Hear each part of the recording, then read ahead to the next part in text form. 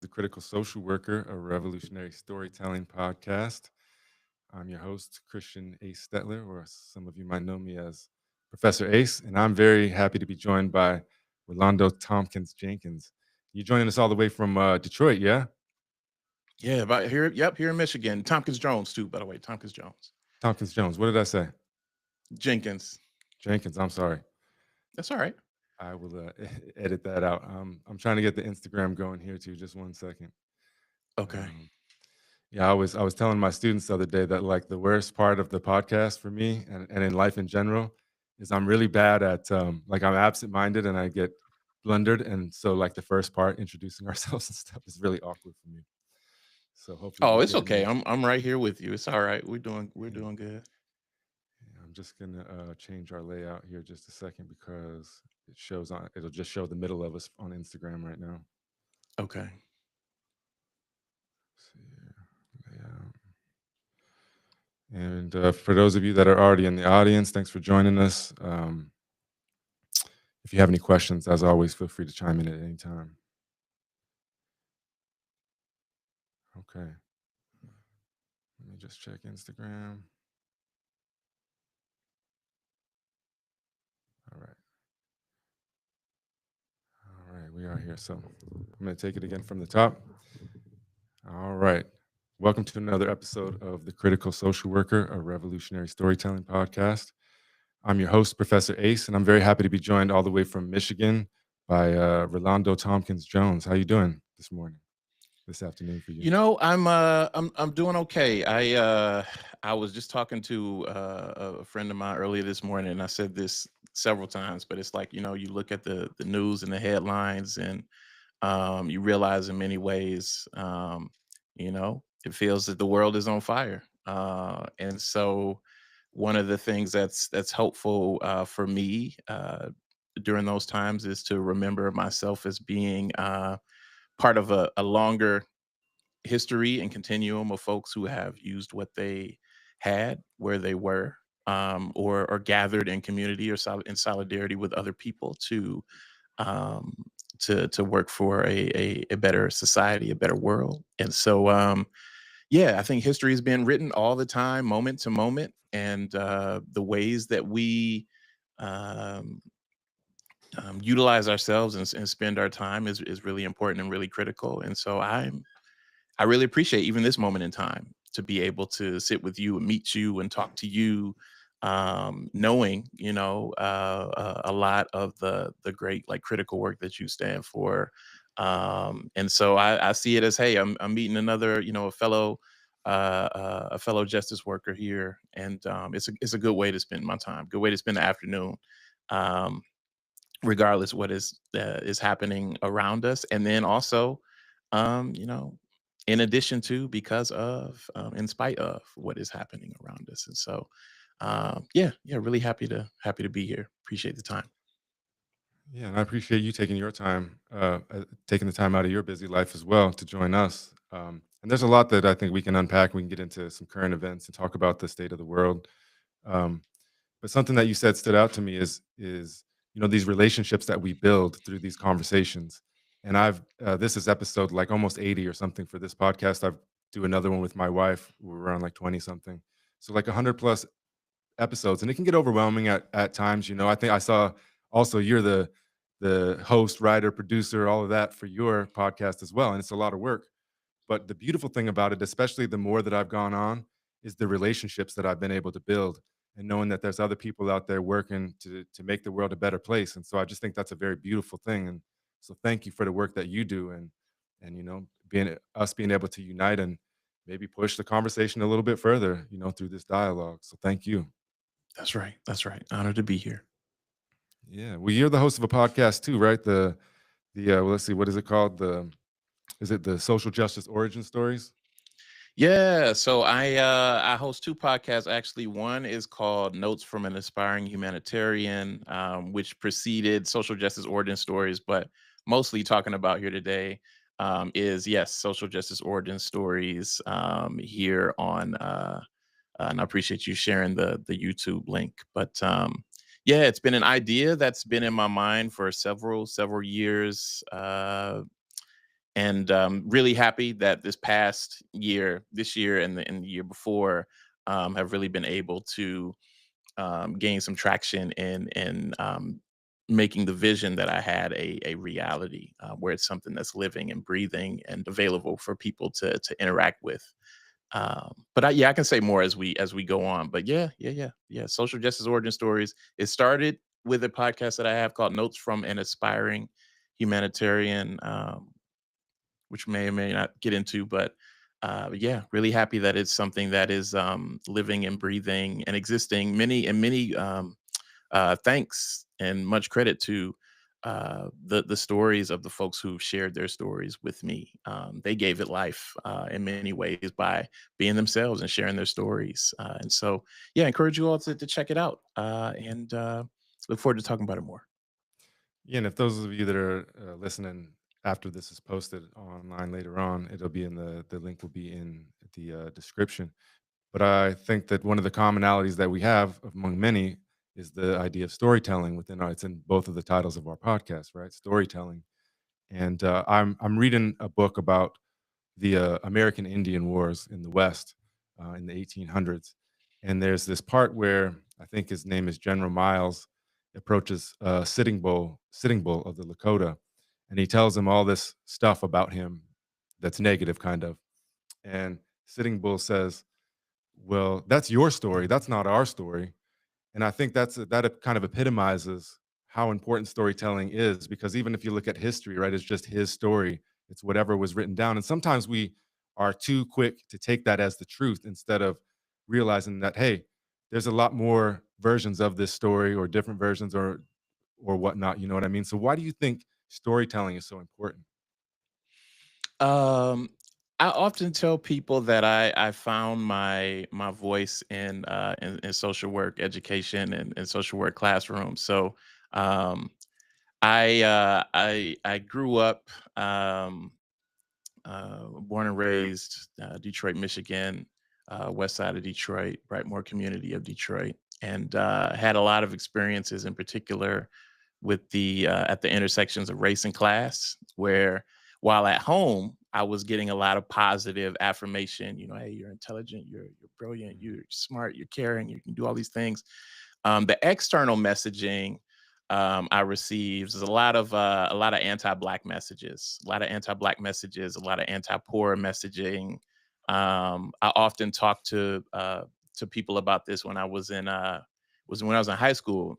Used to run track, used to run long distance, and I would travel.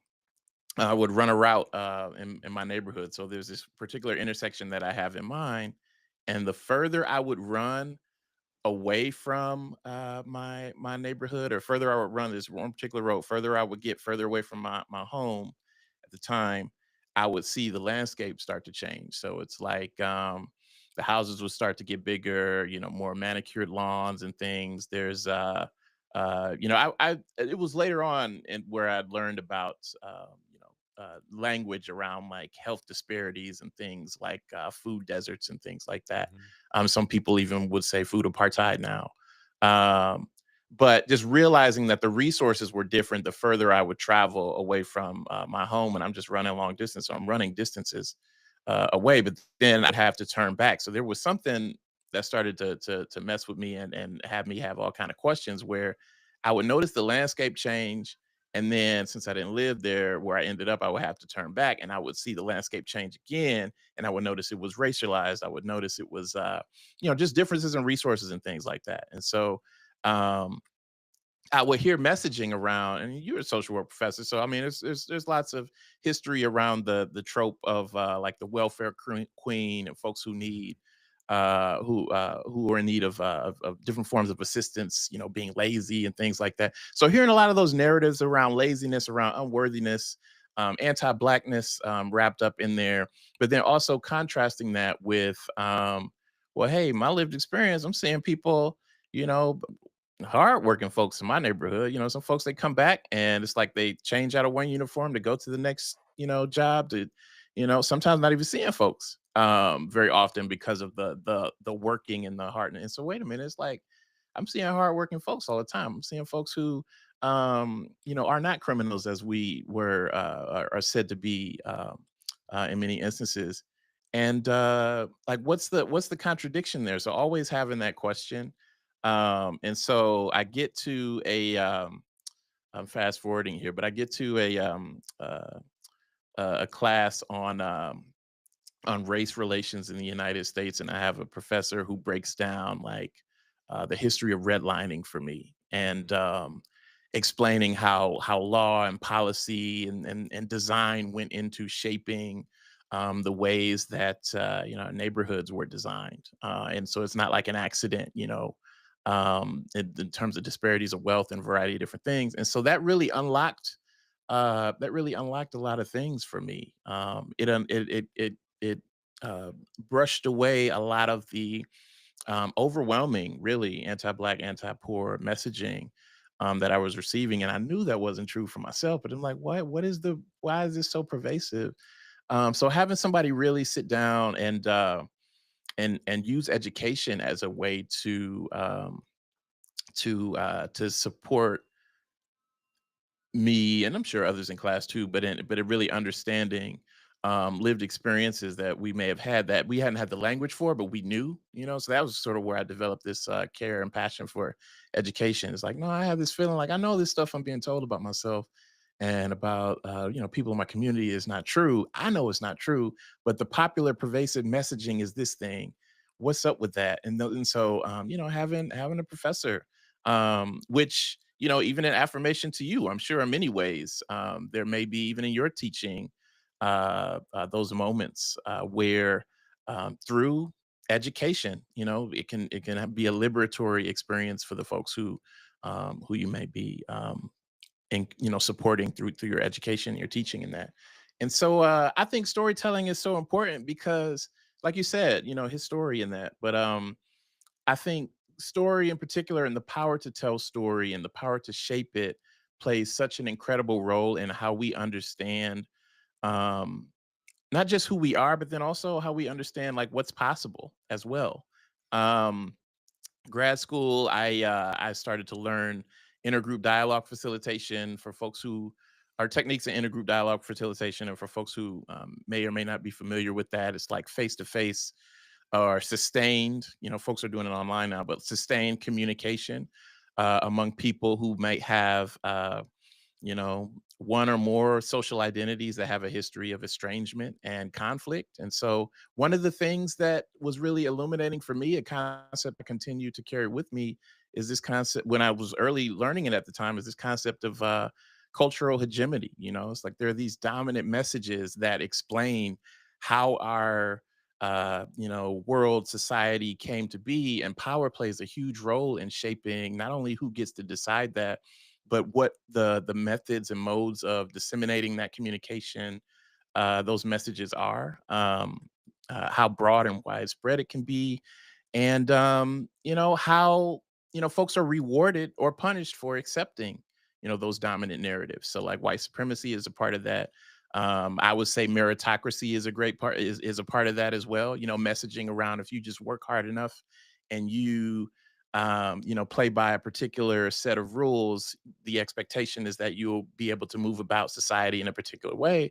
But then not only calling back to my own lived experiences of seeing, and early on, like, no, folks are working real hard here, but we're still in this place socioeconomically. What's going on with that? So this idea that storytelling and combining that with some power can be used to, in some ways, explain away inequity that exists in society, and it's being used to say there aren't any differences here, all the rules are the same, while at the same time um, you know, denying the reality and the lived experiences of folks who don't experience the fullness of that. So yeah, I think storytelling is so important and so critical, because even with those dominant narratives that I'm thinking of, and some of the things that I described from my earlier experience, there have always been people who, in their own, just by existing and living their lives, countered that. uh, I think I remember hearing it was like a clip, because you make clips too for your YouTube channel. I remember seeing a clip. It was either on YouTube or some other social media account. But it was a clip of Nicole Hannah Jones saying like, particularly in regards to the teaching of Black history, in that instance, it's like, hey, we are inconvenient just by our how do you explain, where uh the socioeconomic, foundations and building of America. How do you explain these people over here, in all of these stories that sort of romanticize and paint colonization in this very like heroic way? And so I think storytelling is very powerful in that it can shape, yeah, really just our understanding of reality. Um, but in particular, I think, like I said, like people have always resisted, people are resisting even now. And so I think it's important to share, counter narratives to those dominant narratives as well, as a way to not only own that reality that folks have always resisted and and are currently resisting, but also to chip away at the myth, at the myths that are told that we are often expected. Some folks, are tested on certain things. I'm a father too, so I'm thinking about, Mhm. class and history and things, kids coming home with different things. It's like, well, you're talking about George Washington and Thomas Jefferson and folks in particular ways. It's like, well, that's not like, and sometimes like I would share even in my own teaching, quotes from Lincoln or Jefferson or others, that it would be surprising to some of the students who find themselves, in my classroom, because it's like, well, hey, I hadn't been told this before, and so power, storytelling plays a very important role in shaping what we believe to be true and possible and real. And I think it's really important to establish some counter narratives too, as a form of resistance, but then also as a just a liberatory exercise too, as well, liberatory practice. Yeah, I think that to be honest with you, I view education as, I mean, my kind of education, anyways, the way I see it, as a liberatory practice, and that's what it should be For about. sure. Is uh, is liberation. You make me think of a while back. I taught when I was teaching this adjunct. I taught sociology 101, and I had this old guy in my class, and he was a little bit had some racist ideas, not like totally full of vitriol, but like some racist ideas. You know what I mean? And we watched in the class. I had them watch the old TV show The Wire. We were talking about it, and in one of the seasons, I think season 4, it's about the kids in the school system, and we were having a talking circle afterwards, and he had remarked that um, he's like, "Wow, like those kids, I really liked them, and he made I can't remember exactly what he said, but he made some offhand racist comment about how like why aren't other black kids like that?" And I was like, "Well, have you, even though it's a fictional story, have you ever considered that the reason that you like those kids is because you got to know them and you heard their story, and perhaps if you got to know the other ones, they wouldn't just be this caricature or this idea that you have about them?" And so I think, Hmm. it is important for us to have storytelling. I mean, real stories and fiction can be Yeah. valuable too, because it shows us the human and the nuance and the diversity behind, individuals. And I think that in my experience as a professor and elsewhere, who's often worked with black people, black community, is that it is, maybe along with native communities, native folks, it's the one, I don't know how you want to say it, category or group of people that like people kind of run the other direction and are sometimes, not everybody, but a lot of people are unwilling to really look a little deeper and to hear, because I think it's because it challenges their ideas that they'd been ingrained with, growing up and Hmm. so on. And that can be hard to do for folks. And so, big respect to folks that are willing to look in the mirror, challenge themselves, but it's hard, you know what I'm saying? And Hmm. so the the more and more that we're able to do that, to share stories, the more and more that folks have the opportunity to push back those false narratives or those false ideas that they've been ingrained with sometimes throughout their entire life.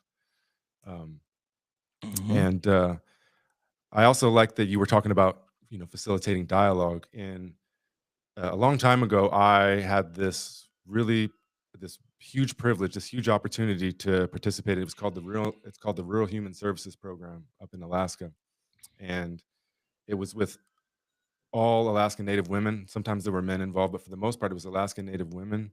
And at first, I was like, I hate this. I can't stand this. I'm sitting in this big circle with like 40 people. I listen to everybody share. I'm like, wow, you guys are taking forever. And I'm hungry. I got things to do.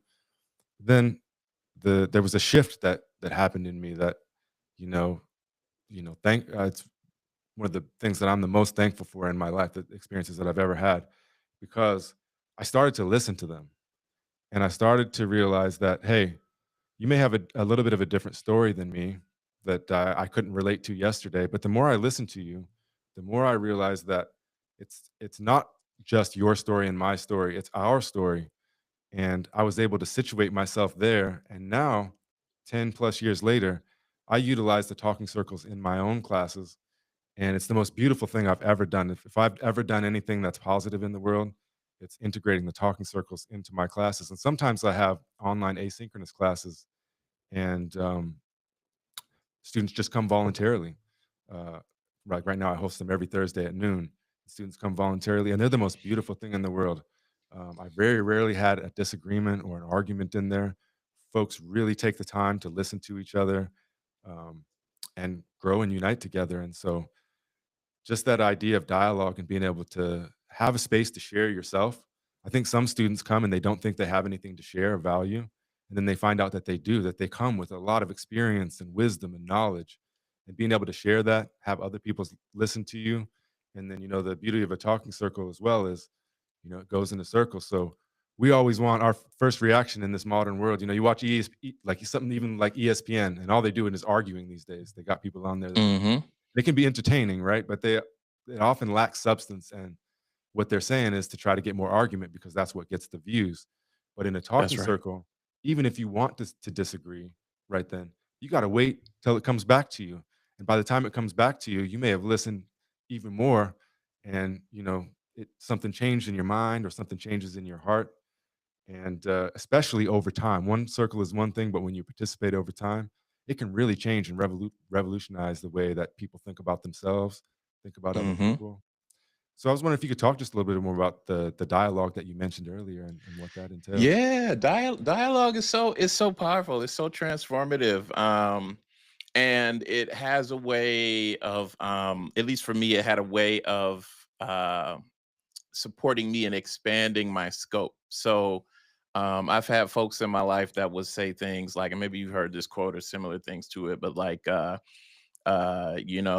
truth may set you free, but before it does that, it'll make you angry, and so I would describe a lot of my undergrad experience, I would say, this awakening in particular, um awakening coming into an awakening of all the ways I had been lied to, around my marginalized identities. And so, um and I'll just say a note here too, when I say marginalized. So when, and everybody might think of that in particular ways, but as me, the speaker, sharing my own story here, like when I say marginalization, I don't mean it in the sense that there is something marginal or negative or wrong about those identities. What I am saying when I say that is it's an acknowledgement that there is something that has happened and is happening,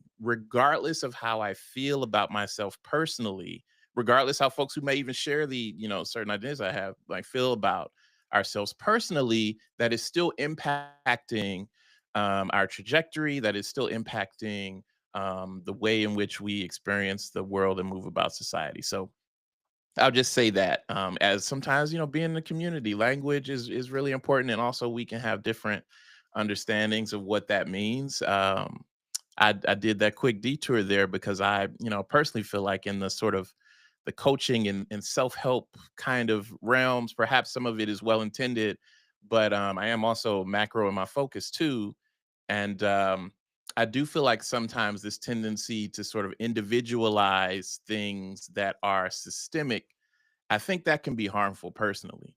And so, all for, yes, having a particular mindset and believing in oneself, and then also I am for acknowledging the realities that, even if we are confident and competent in who we are and understanding that, we still interact in and move and are impacted by systems um, that create these disparities and barriers within our experience. And so it's an attempt at holding both of those things at once. But I'll just say, it's just my own personal commentary here. I just think a lot of the and a lot of it is well intended. And for folks for whom that is the fuel that propels them forward, more power to you. But I do think there's something that's lost in individualizing, oh, don't let, particular things make you feel a certain way. It's like, well, you know what? I know who I am. Like, I know I'm intelligent. I know I'm brilliant. I know I can do all these things in these spaces, and white supremacy, classic, like all these different things are present in the environment, virtual and physical, that can have an impact on that. But yeah, I would say so. I just wanted to do that detour there for folks who are listening. Yeah, when I say marginalized, I know I'm not saying that's an implication on our identities that experience, discrimination individually, systemically, institutionally. I'm saying there are things that are happening that create that. Not that we feel that way about ourselves. Although in the education process, sometimes, and I say too, if you're listening, forgive yourself for that as well. Being inundated with messages over and over and over again and not internalizing that these systems are very much designed in ways to create that outcome. So if you have internalized that, and that's part of social justice origin stories too as well, is like, what is your journey of and your relationship with resisting that, or who are the people, experiences that sort of that not sort of but that reminded you, or that helped you to realize that you've been lied to, and what are you doing with that information? How are you resisting every day in ways that are large or small? So with that being said, yeah, a lot of my experience in undergrad, it was really around like getting rooted and grounded in the ways that I've been lied to for race and other marginalized identities I hold. And oh, such anger. I even go back on these. I would go back in certain like reunions and stuff, and seeing other classmates, and they would say like, "Hey, Rolando, like I could still remember this time in class where you just shut this thing down. This student said something talking from some place of privilege and you just were not having it." So there's a part of my life and my experience where I was very um angry and was just not having any conversation that propelled forward the dominant messages around inferiority, racial inferiority, other aspects of identity. But I would say undergrad for me, it's primarily that. Um, Grad school, actually, I'm thinking about this in regards to what you were sharing, your example with the circles and how you felt initially. Grad school, I got into grad school and started learning about intergroup dialogue, facilitation, and wow, I gotta say, the thing there that really there's a couple of things about intergroup dialogue facilitation that were very transformative for me. So one, um, we we're taught to have dialogue as opposed to debate. So it's really not, okay, you're sharing something with me and I'm waiting, like sort of what you said, like, and I'm actually looking for something that you're saying right now.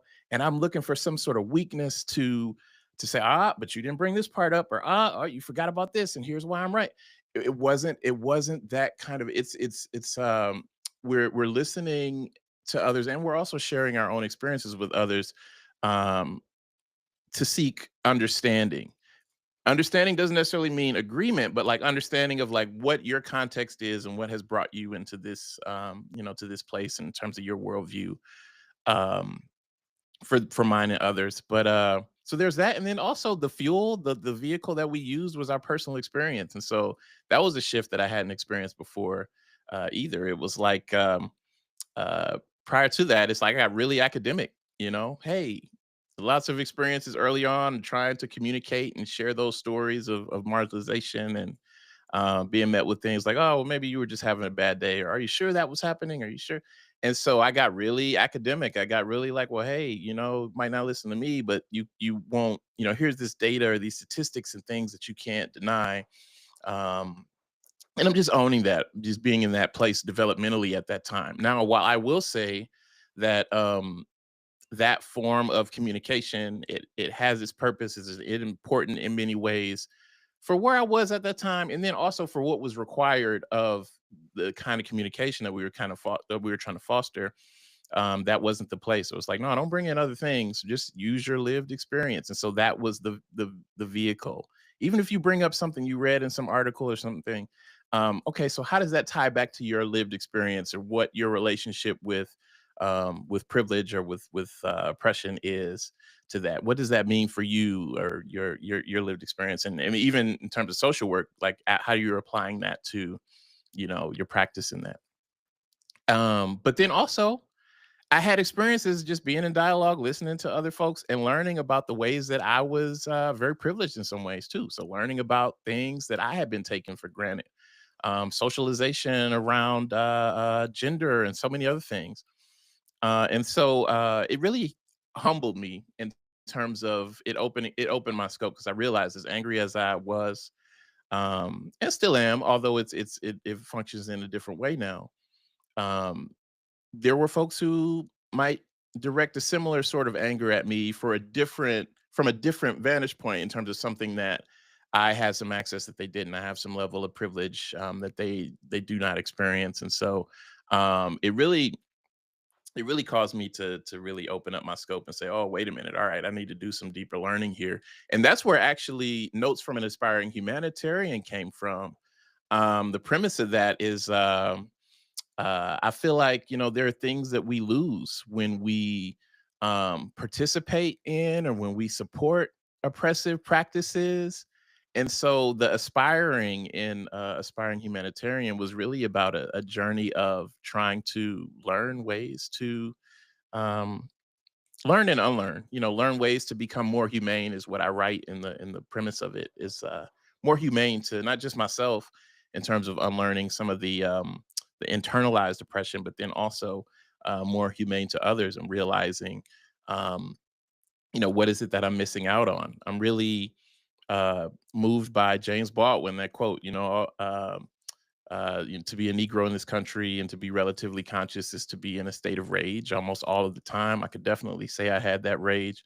And he would talk about like, it's not just rage at what happens to us, but it's also the rage at the rage at the ignorance or criminal indifference on the part of white people to care, to do something about it, to change. And the all of that resonates. But the thing that really jumped out to me is when he said like so the work is to channel that rage so that it doesn't destroy you, And so I've incorporated that into my own teaching philosophy as well as an instructor, where um, through education, increasing our awareness, how are we then, channeling the legitimate rage that we have about the inequities that exist in society, the inequities that we experience personally, and then also how are we using this time together to increase our awareness of the ways that we are ignorant and criminally indifferent to the plight of others in ways that we don't experience. And so it's sort of a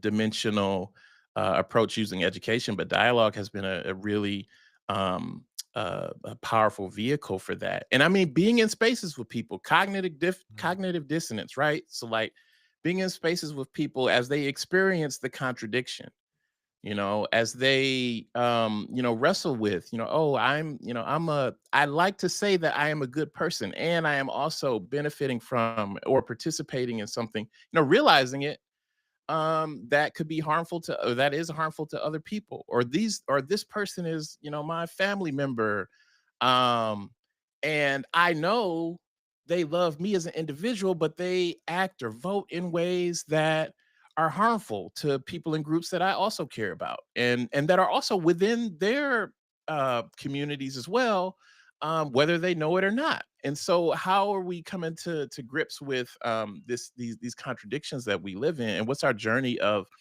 um, bringing about some alignment between our stated values and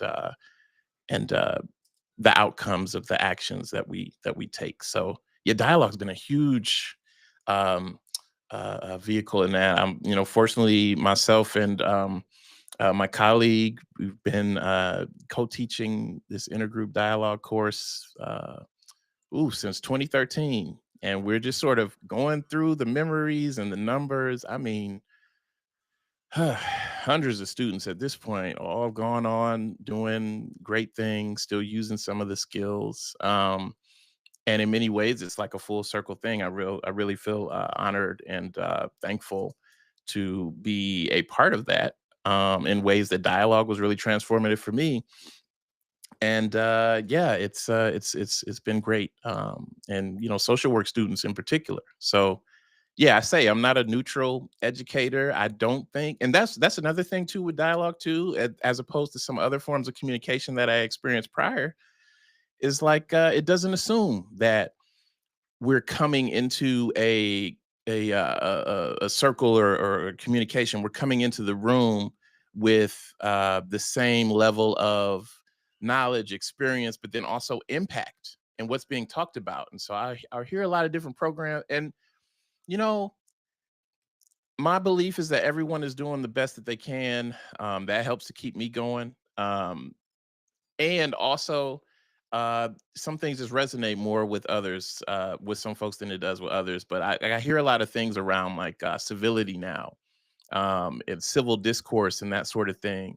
And I've having have participated in some experiences there.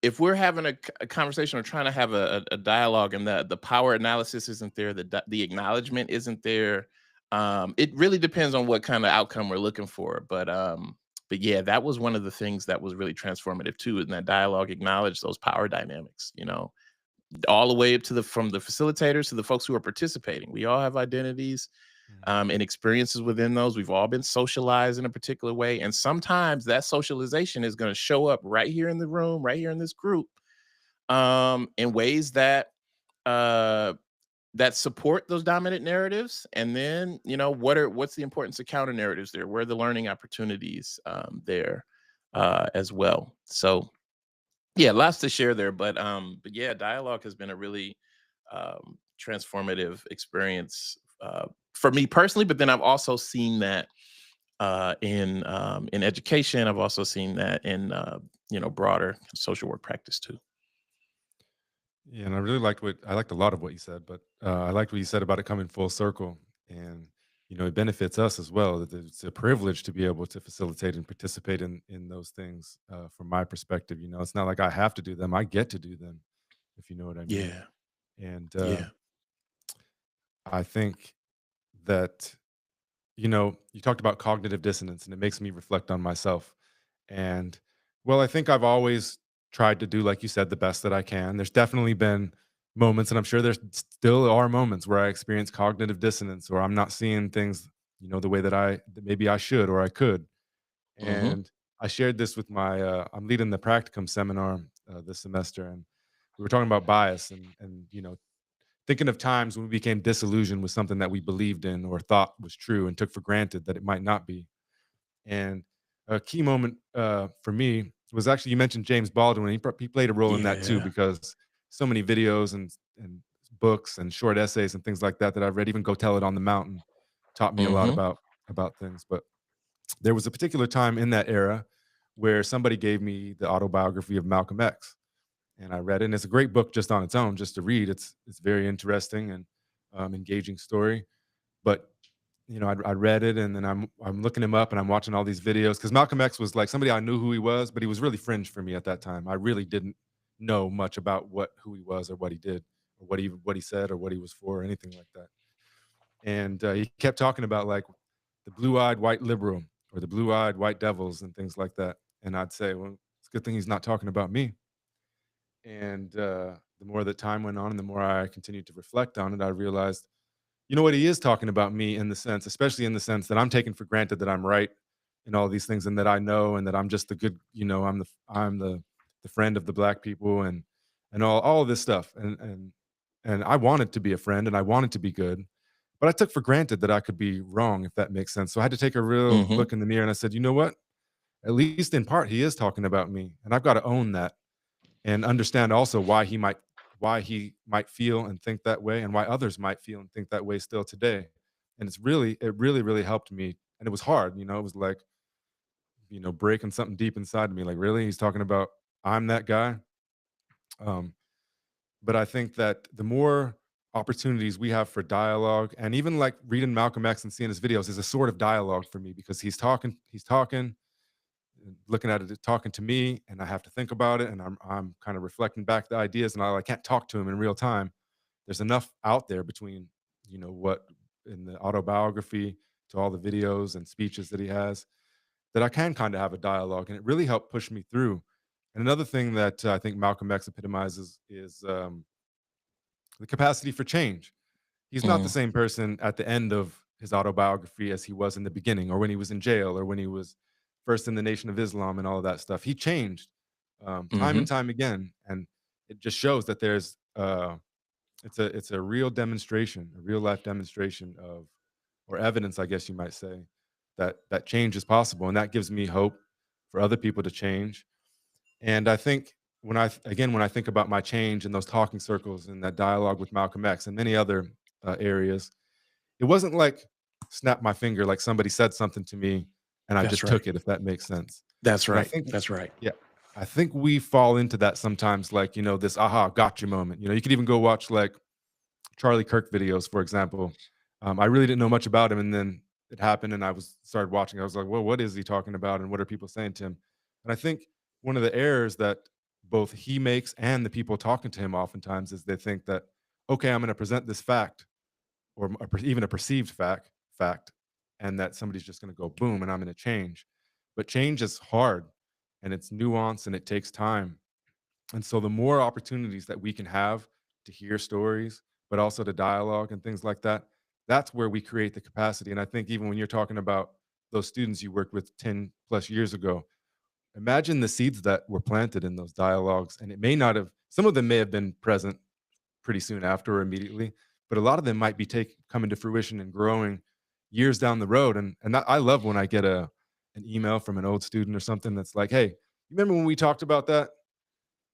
I'm Mhm, glad we did because I look at it different now, and so I just wanna say thanks, and that's the best that we can do, right? I can't there's a reggae artist and kind of a revolutionary philosopher from Jamaica. Her name's, Janine Cunningham. She goes by John 9, and she says, you can't just tell them.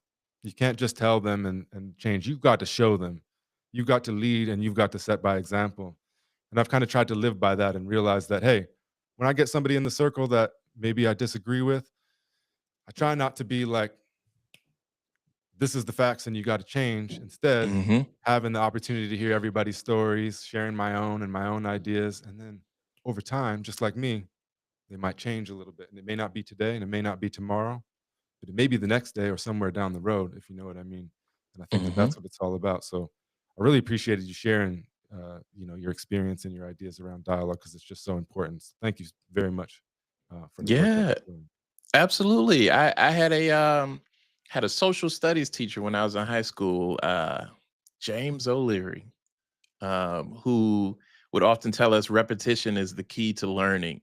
And there's particular things that go into curriculums and all that. I mean, I didn't recognize significance of it until much later, but he was putting us on historians like John Henrik Clark. He was putting us on like a lot of different people at an early age, but he will also say repetition is the key to learning. Is one of those things where at the time it was just kind of like this. Oh, okay, all right, all right. But that makes a lot of sense, particularly I think when I mean for a lot of things like as I get older and I think about how some of my elders would say, oh, you understand when you get older. And now I'm in this phase of like, yeah, I understand now what y'all are trying to. So just life in general, there are some things, but then also particularly when it relates to, our own journeys of learning and resistance and about social justice and different aspects. It's like sometimes it's not going to happen that first time. And so as an instructor, as a facilitator, working with groups and things, like I understand that and expect that.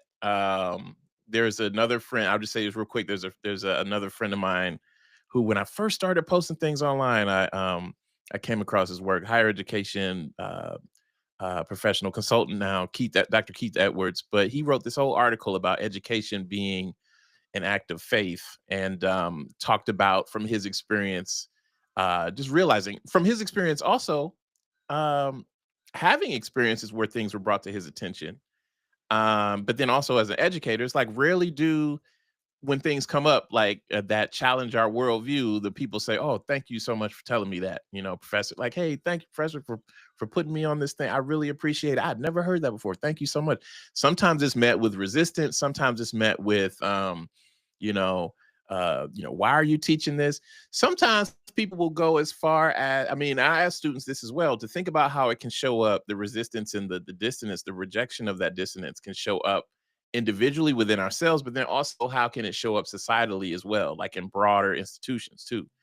Sometimes it can show up as far as, folks going, we the entire books and topics, being banned from talking about because Mhm. of what it brings up within us, what it requires of us to sit with and understand, right? But at an individual level, it happens too. So that's one of the things I'm thinking about. Is like he would say, like, rarely do people say thank you when we're met with that. It's often, hearing it over and over again. I'm paraphrasing, but it's like it's often hearing it over and over again.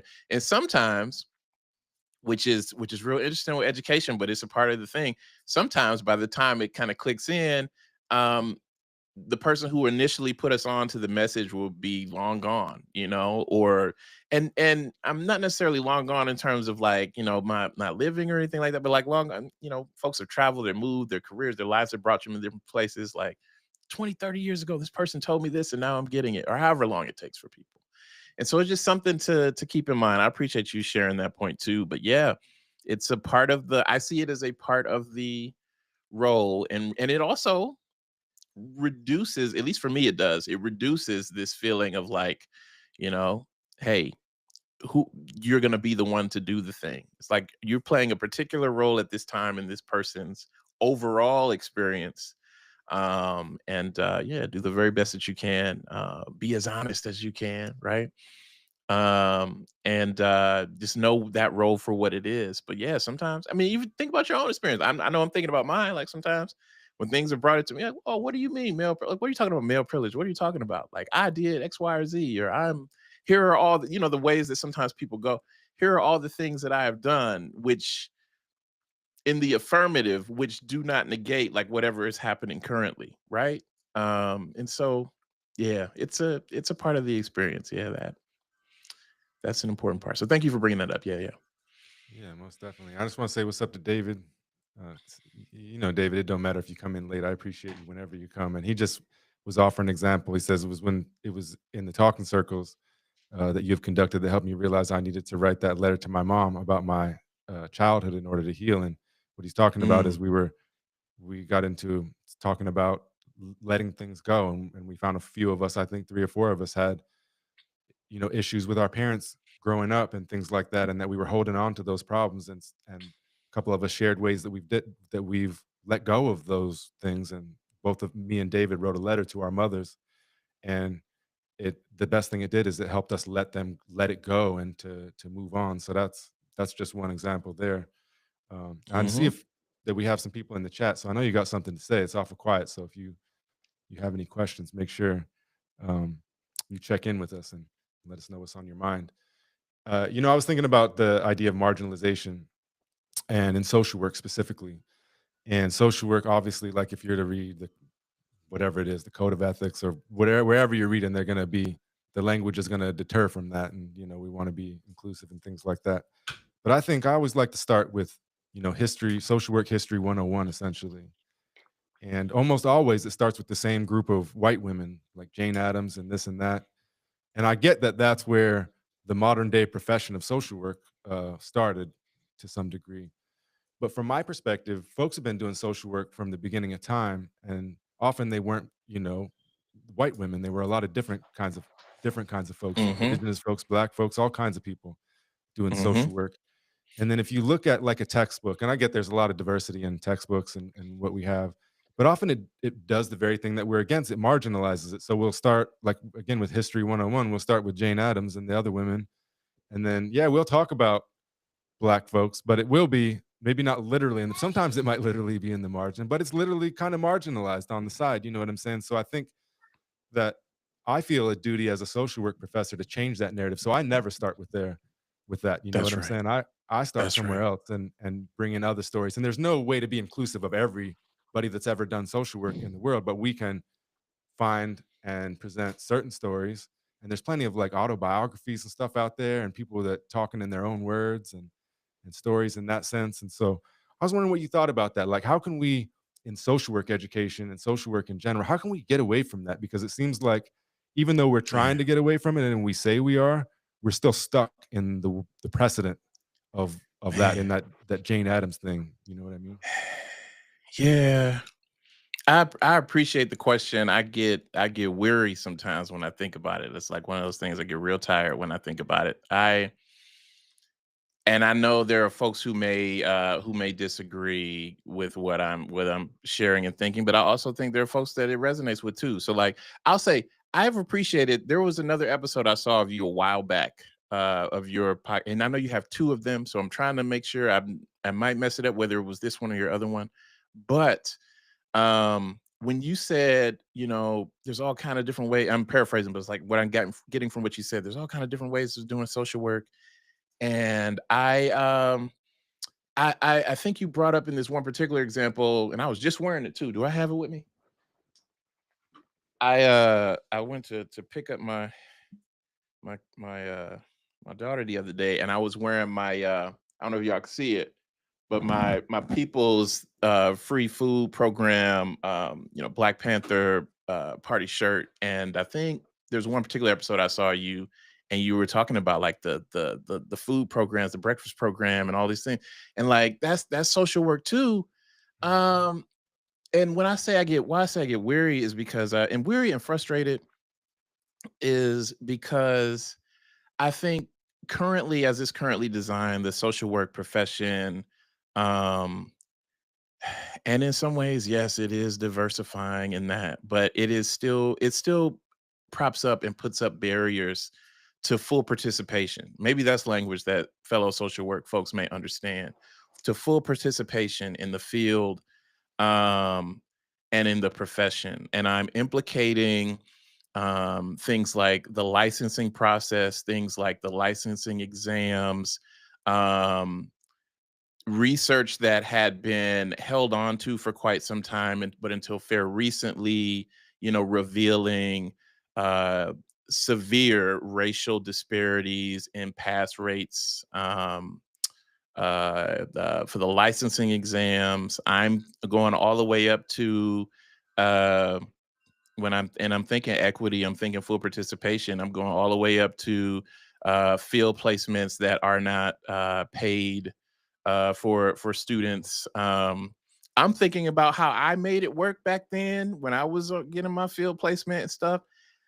Hours upon hours upon hours of working in different places because that time was not compensated in that. And I think um, when we consider the equity issues that we are that we say that we're about, and the folks that we say we're about supporting, I think that in particular is a huge barrier. I will say a license does not, and this is, I mean, I'm just speaking, but I just think a license in and of itself does not, and an exam in and of itself does not speak to one's competence and make any sort of predictive indicators about how they will be as a practitioner. I have supported and trained social workers in clinical settings with licenses, in particular, doing some real work around better understanding the impact of white supremacy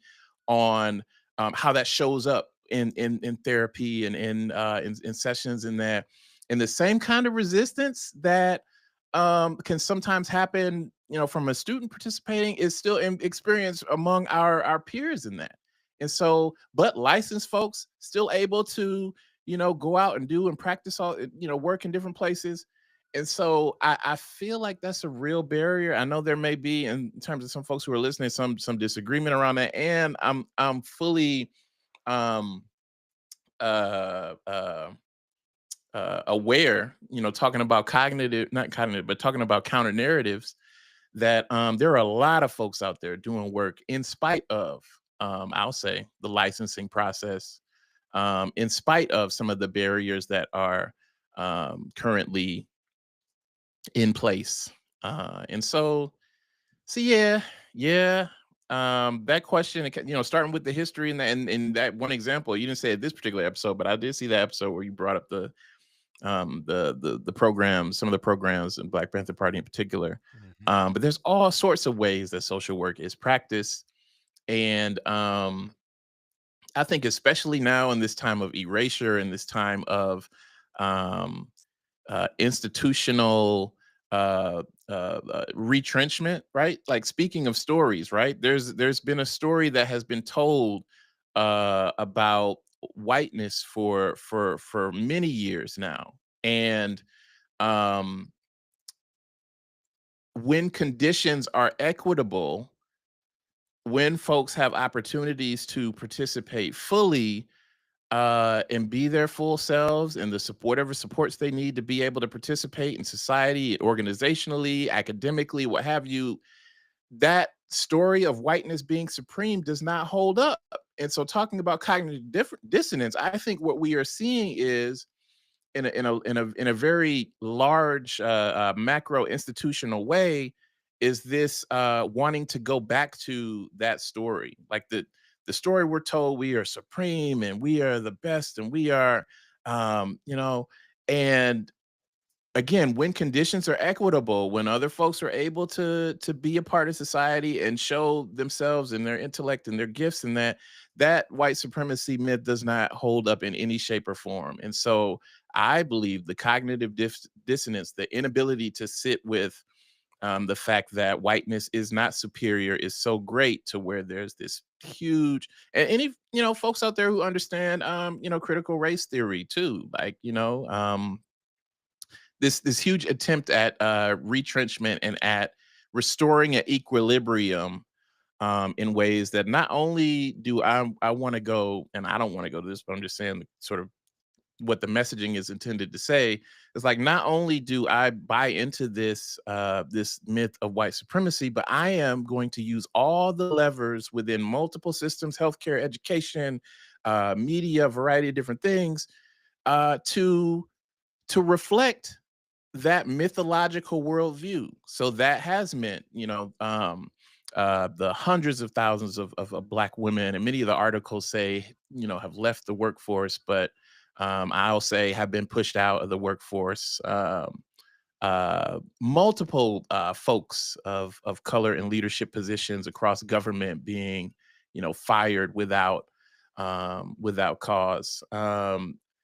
Lots of anxiety around the ways that, again, when conditions are equitable, when there are certain social gains that happen that facilitate fuller, not because we are not there yet, but facilitate, a glimpse of more complete participation of a variety of different groups. It's like, well, wait a minute, no, that challenges the myth. And so I believe on a macro level, like, storytelling is important on an individual level, but I believe the larger story, the dominant narrative of white supremacy, as is being challenged to such a degree, to where, similar to a person might be resistant in a classroom, or, oh, I'm not going to watch that movie, or I'm not going to have this conversation with that person. I think it's being reflected at a very much at an institutional level of, no, we don't want this to, attacks on museums, take these exhibits out. Anything that chips away at the story of America being told in a particular, heroic, romantic way. Yet we're still here. History, all these things, those contradictions still exist. And so, um, reflecting that back on social work, I'm saying all this stuff about social work and the barriers because I just really feel like in many ways, we don't have time to continue um, to allow these barriers to remain. I do feel encouraged that there are folks in different states who have been, on the topic of licensing and the exam in particular, who have been, bringing some challenges to that, who have been proposing some alternatives around that. folks who have been doing stuff for years in the field already, who have acknowledged things that, and again, I'm saying, I know there might be some folks who disagree, but folks who have said, things around like, I'm sitting here, there's the classes that I'm taking, there's the field experience that I'm getting, and then when I'm sitting down and I'm taking the exam, the logic, the things to get to A to B to C. I'm just paraphrasing, but none of what is constructed here is what I would actually experience or reflective of the things that I've practiced or encountered to this point. And so, again, history of Jane Addams. I think we must also be critical of that, right? Like even in that time, in that work, who else was there, right? Like what else was going on um, concurrently, and then also what was what are some of the ways, like societally, historically, that social work has been used to support different institutional injustices as well. So I love that this is was the critical social work podcast, right? Like encouraging people to ask those questions. But yeah, I will just say that I just think with um, the rolling back of the intended erasure of the majority of the civil rights gains that folks have literally lost their lives for. Um, Institutions that have, in my estimation, preemptively capitulated before the challenge even begun had even begun. Um some of this stuff that was coming out is not, it was not law, it's just like guidance, here's what we think, but institutions who have then preemptively began to roll back certain things. And so I would just say that's why I get weary. I just feel like there's lots going on. And what I love about social work, or what got me into social work, is it helped me understand systems better. It helped me understand how power can be used as a tool of oppression, but also but how power can be used as a tool for good. And Mhm. so, in at the heart of all that I am saying here, in the recognition that there have been folks doing this stuff before it even had a name of social work and are currently doing stuff, even if they might not be recognized with that particular title. I just think it's too urgent right now to have some of these barriers up. And when I'm thinking about full participation, like what genius, what interventions, what um, awareness, what ingenuity, what strategy are we missing out on by literally blocking through policy the full participation of folks who are most impacted by the issues, who have their own ideas and solutions around, like, or ideas about like what solutions could be. Um, so yeah, that was I think it's a really important question. I also, I mean, just honestly, admittedly, I do get very weary at the weight around it. Uh and then I also just the ways that yeah, sometimes even our students too begin to practice the things that they are taught and how they are responded to institutionally. For doing what they're taught to do when it comes to advocacy around, like, it could be things like paid field placement, or it could be things like Mhm. um you know um there's lots of forms of support and advocacy. So yeah, I appreciate the question. I just will say that it's in my estimation, um it's been past time for these barriers to continue to exist. And yeah, it goes back to earlier thinking around storytelling and narrative. Who gets to decide what competency is? Because I'm, like I said earlier, I'm telling you, and it is no critique necessarily around, in some ways, the ability, the competency of folks in particular areas. But if you can't talk about oppression in your practice, if you haven't investigated what your relationship is to that and how that shows up. Um, it's just a lot of, yeah. And that's just in the clinical piece too, but I also have my own, views around like uh social work as I also understood it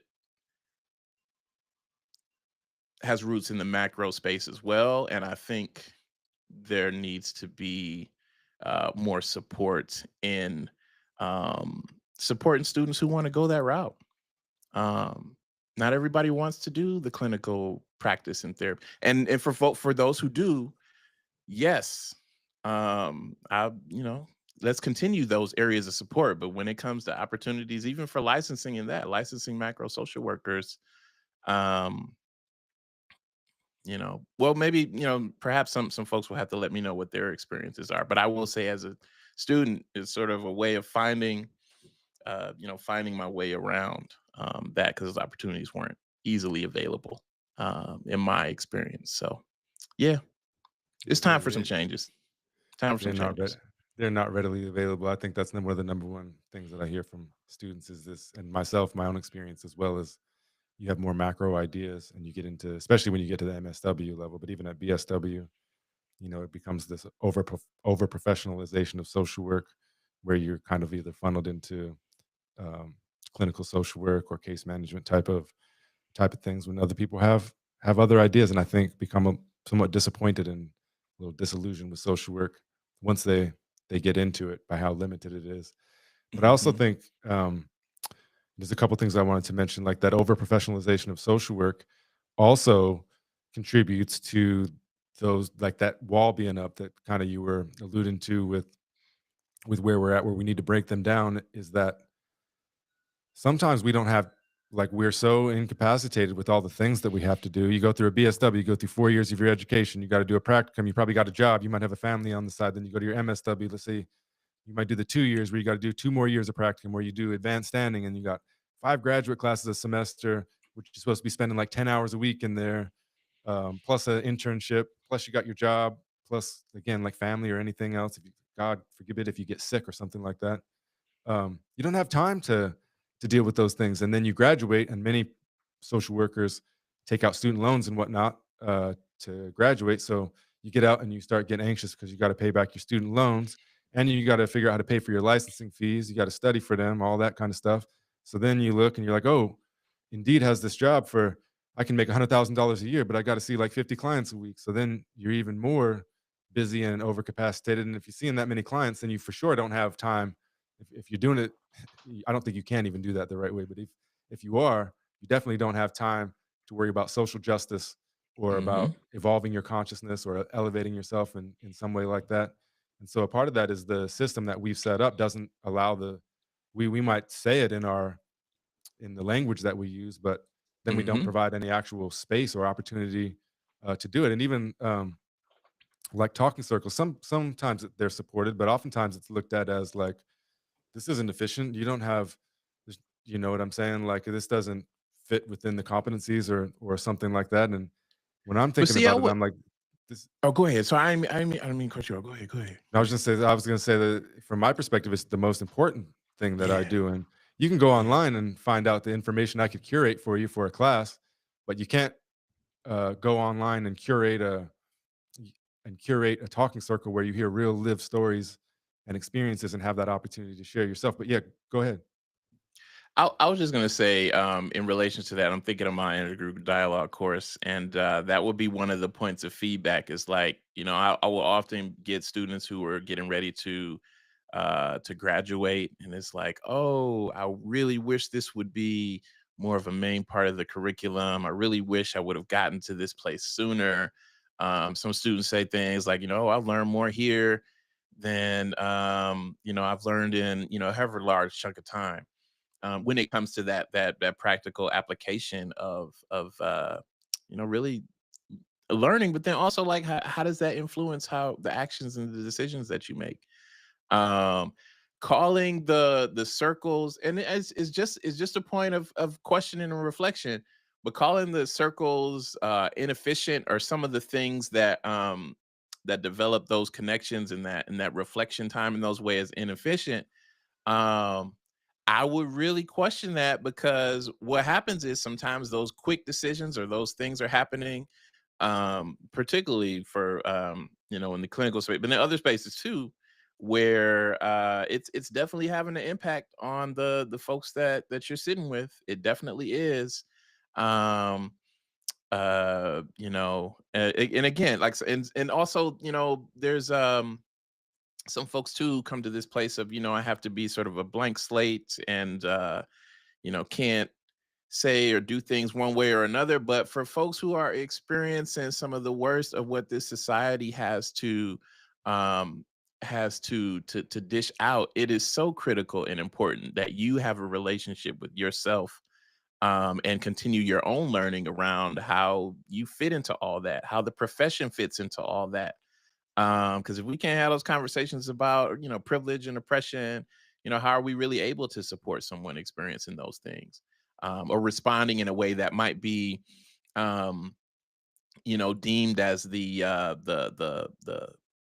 right way to, the right way to respond, but it's right according to the design of, when it was initially constructed and formed. It did not consider, folks with different identities in it. So yeah, I hear that, and I've experienced that too. Oh, this is not efficient. What are we doing? And this kind of thing. But it's like, okay, well, the folks that you come into contact with every day, they hear it loud and clear, whether or not, we are reflecting on those things or not. It shows up in our actions and our decision making. It shows up in the notes that we take.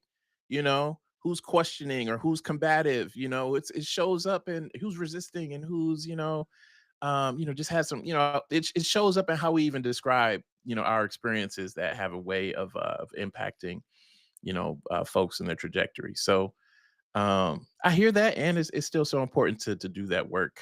Mhm. Because I think it informs so much of the other things that happen.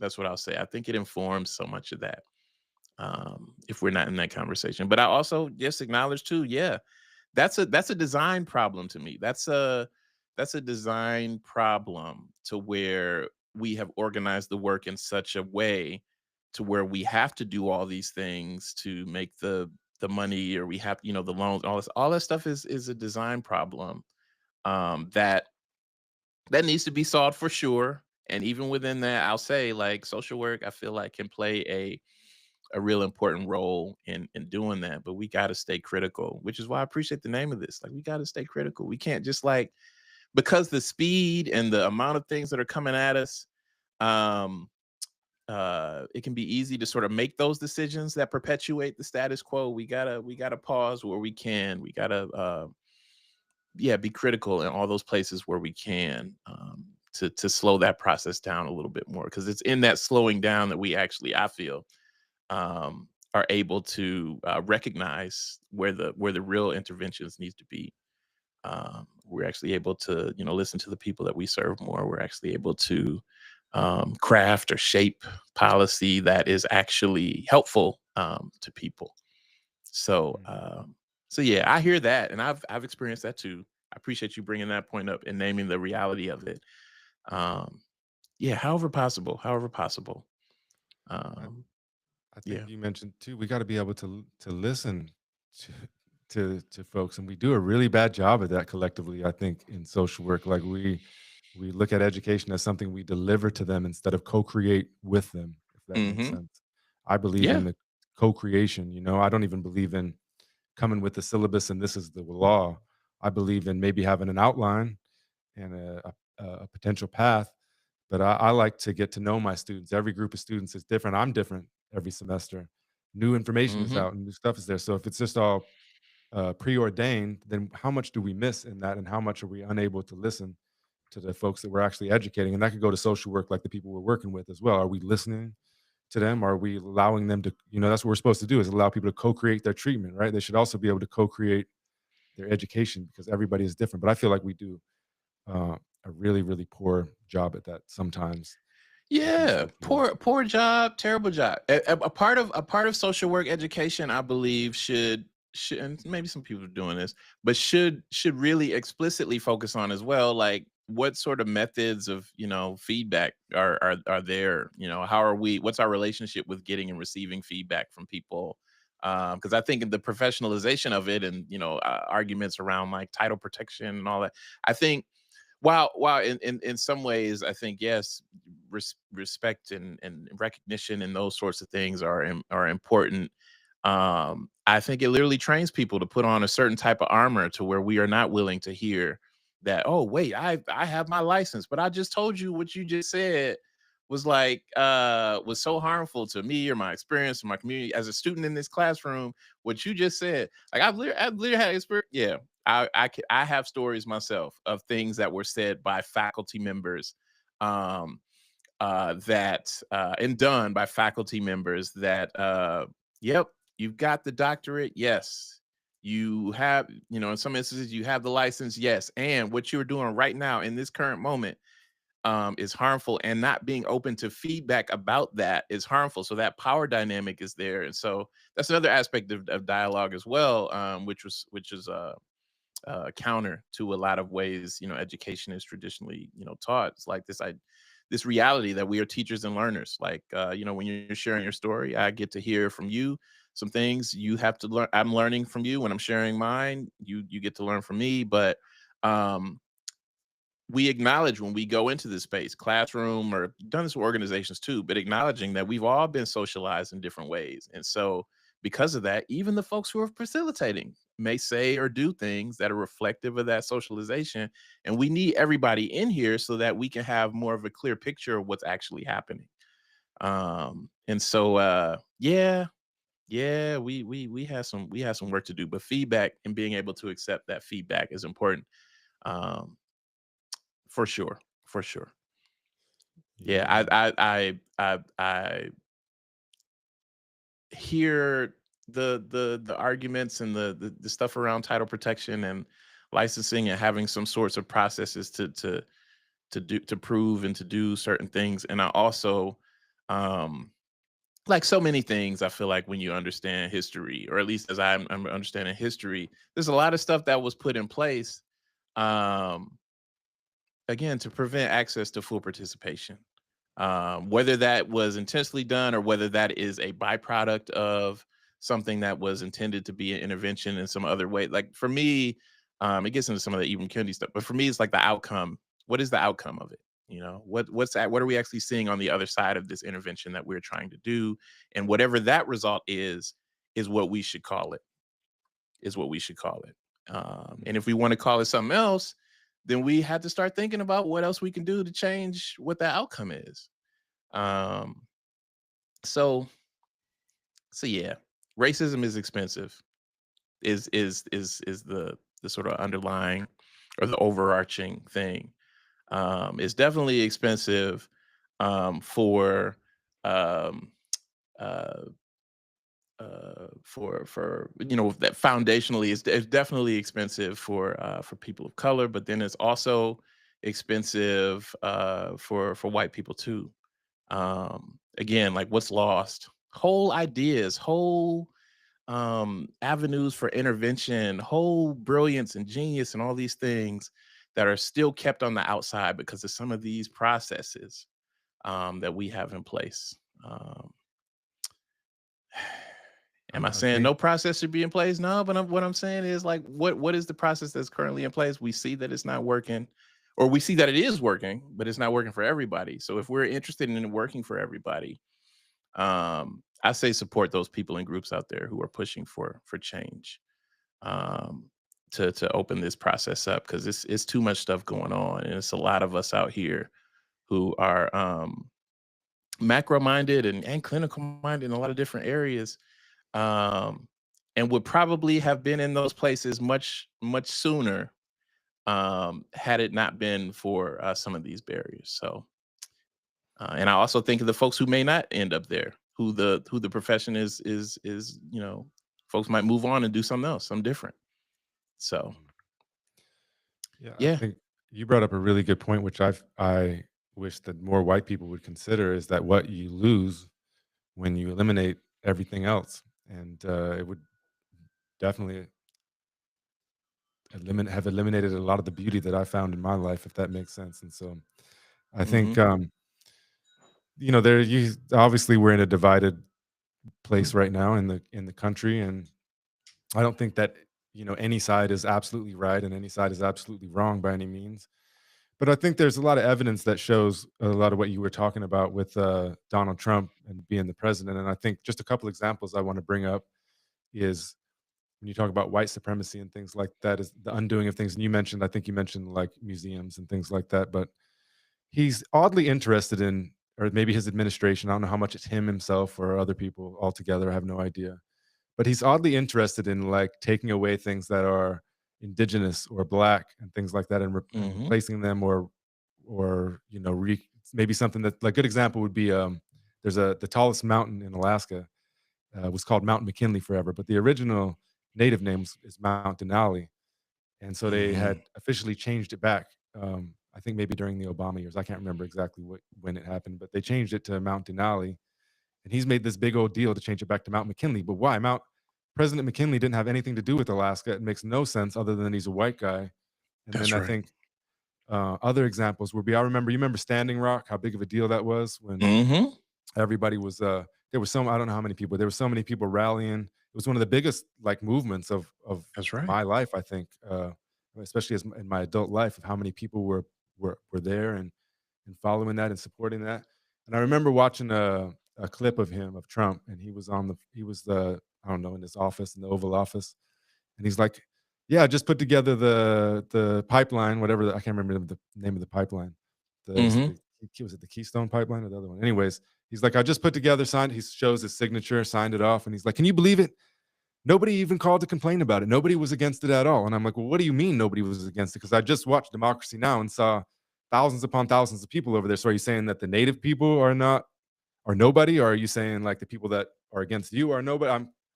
I'm confused, and I Mhm. think that's just one of, or a couple of many different examples, like, you know, replacing different statues and this and that, or whatever. But there's definitely a really concerted effort to make America more white again. And sometimes it's subtle, and sometimes it's right in front of our faces and stuff like that. And again, like you said, I wonder what we lose in that sense when when we're taking those things away. Fortunately, I think that the universe is tilted in a different direction. The Earth, the world, whatever it is, it's tilted.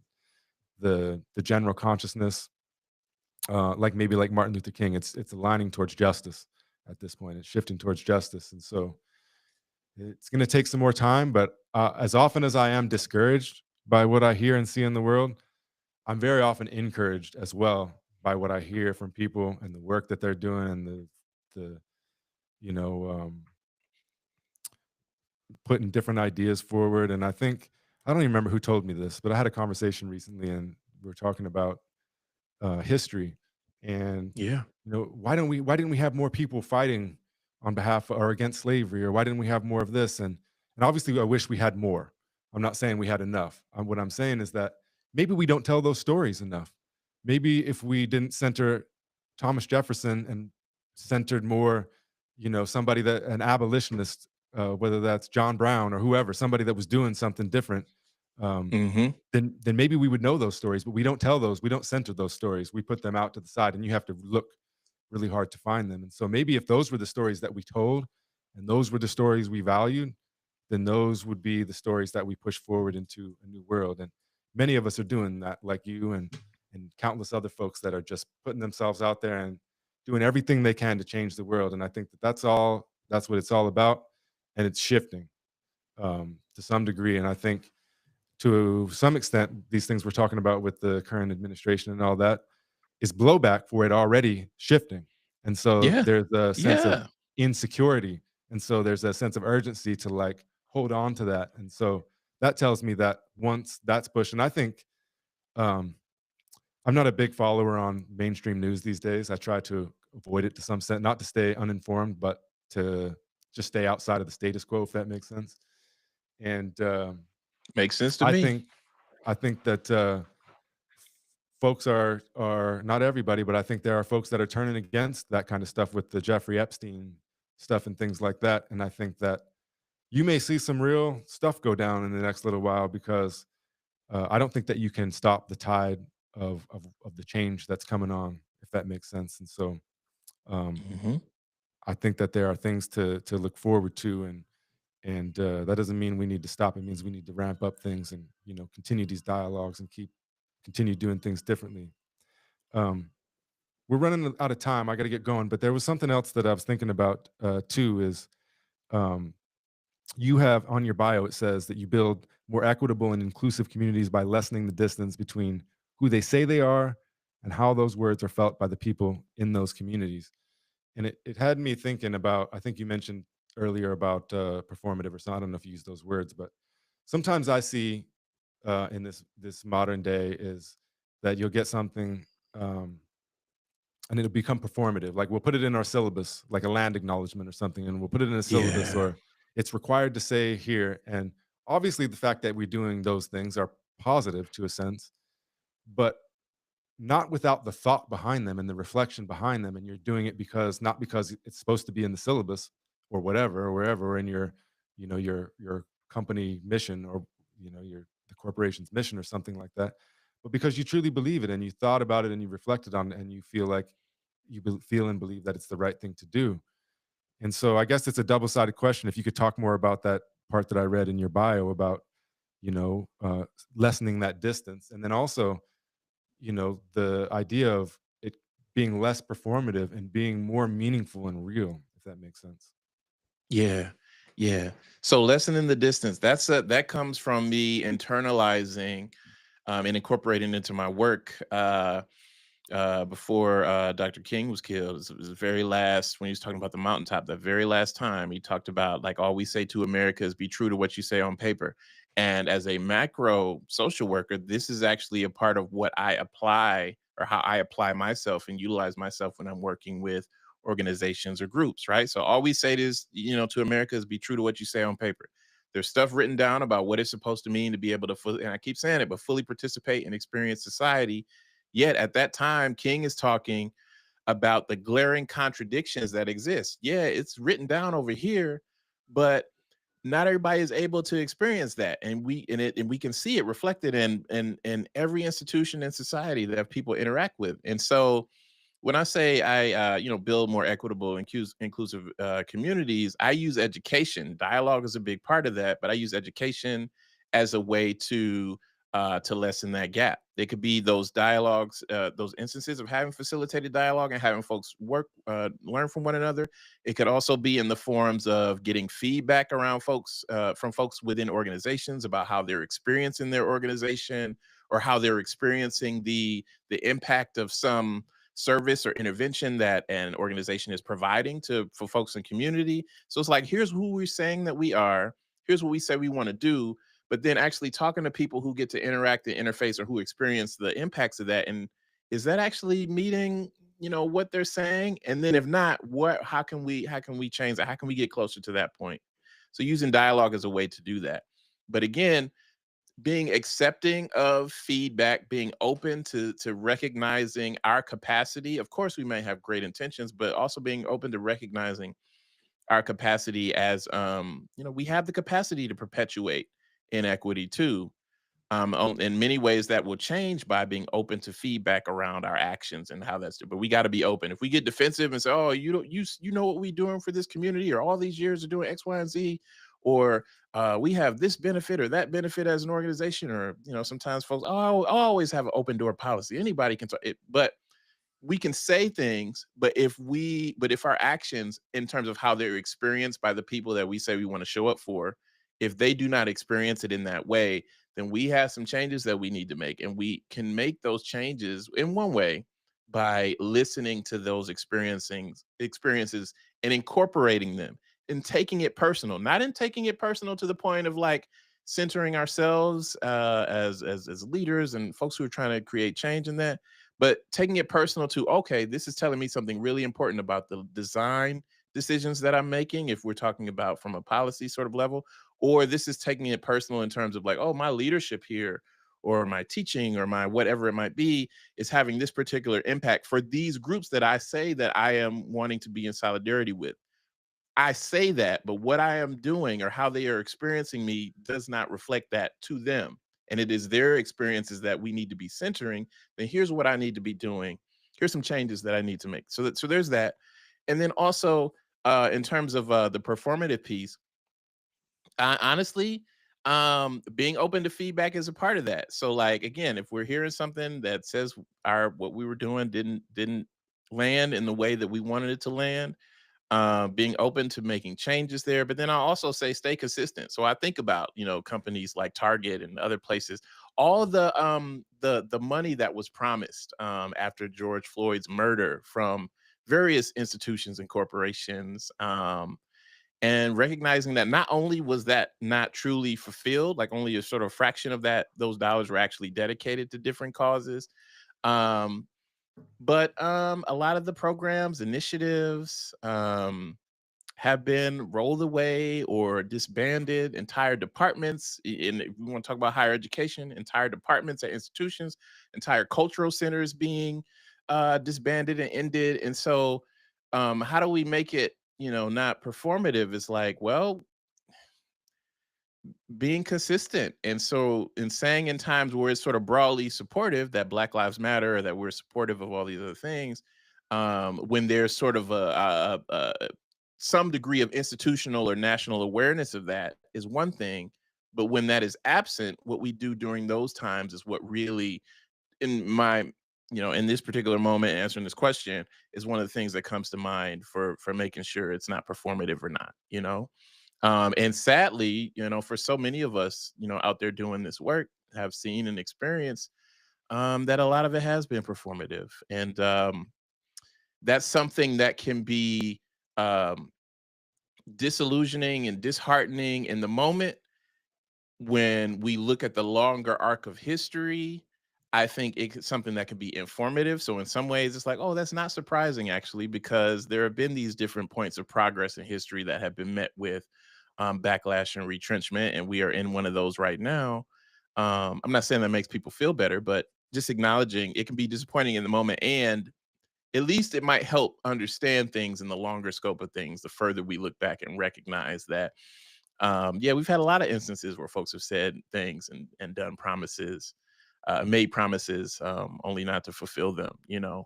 And so what helps it be less performative is remaining consistent. And so I think to folks, even in social work education, I have colleagues at different institutions where they can't say things like white privilege, or they're being told they can't say things like white supremacy, or toxic masculinity, or different can't. So it's sort of hard as a profession that is the story of it, right? It is built in, designed from this place of advocacy and equity and justice. When we backpedal and when we take steps to sort of do that, so we can sort of navigate and survive or what have you. I think one of the things that we've seen institutionally is like there is no amount of uh, uh, capitulation really that will satisfy authoritarians.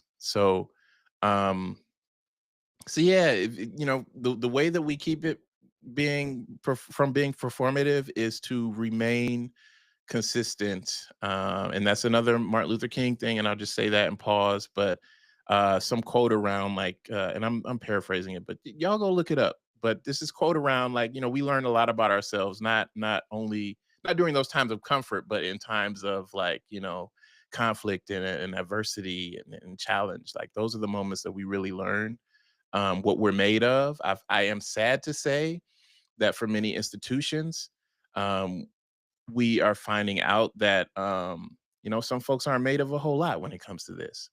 Um, and and I'll say similarly as always been the case throughout different times of history, people are resisting, and people have resisted, and people are currently resisting. So in some ways, take comfort in that. And social justice origin stories for folks who are out there is just one way. I know you mentioned being caught up in the sometimes move things move so fast we don't have that time for reflection.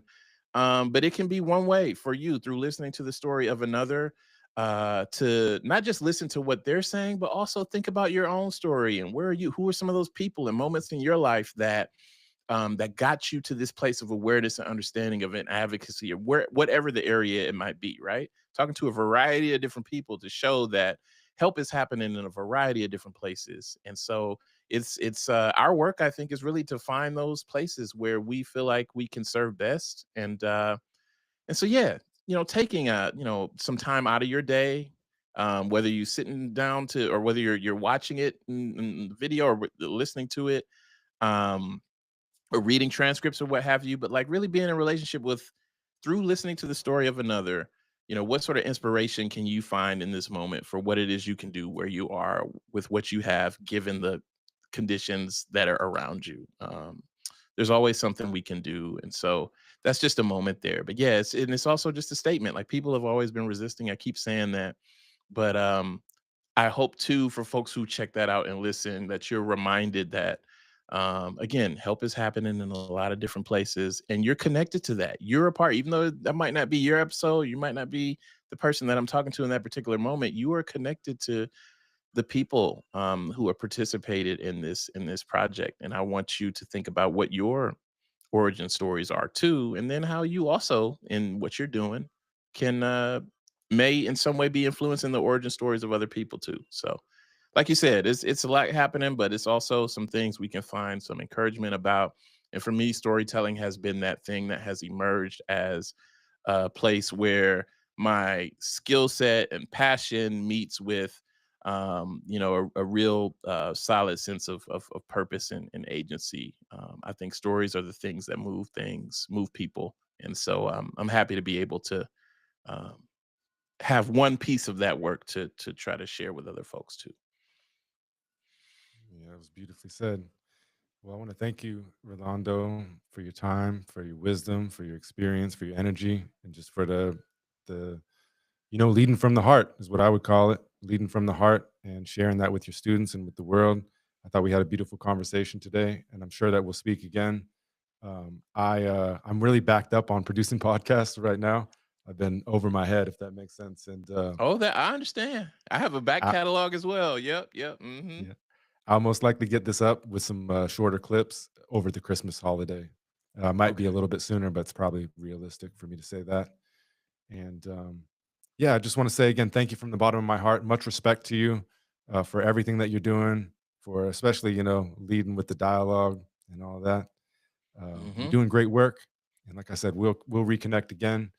And if you ever need anything from me at all, or you ever want to collaborate on anything, please reach out. So thank you from the bottom of my heart, and I just wanted to give you the opportunity for any last words before we close out.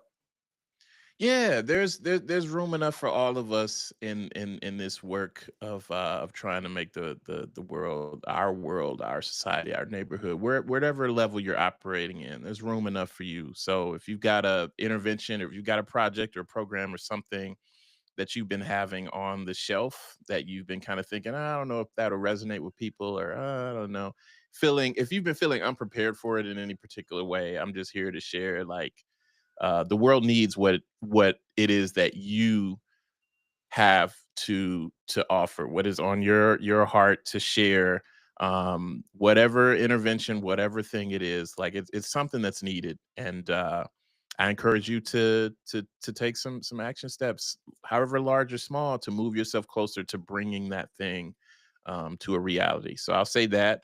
I also thank you again for having me. It's really nice to meet you too. And yeah, another person out there doing the work. I think I've heard something about you completing your doctoral program. It's something that I'm also thinking over for myself as well.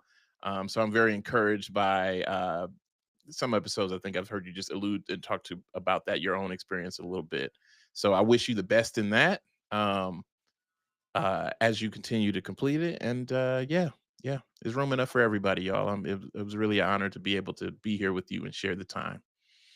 Yeah, absolutely. And if all things go well, this May I'll be finished, and that's a pretty big accomplishment for me. Although, in some ways, like you said, I don't think that getting the letters by your name really proves anything, but it does open some doors and some opportunities for us. And so I think you'd be great. So if I can ever help or give you any lend my experience to help you get started or get going, I'd be happy to. So let's talk again, my friend. I got to All get right. going, but thank you so much. It's been a Thank pleasure, you. and we'll talk soon. Thank Peace, you. It's been an Rolando. honor. Bye bye. Thank you.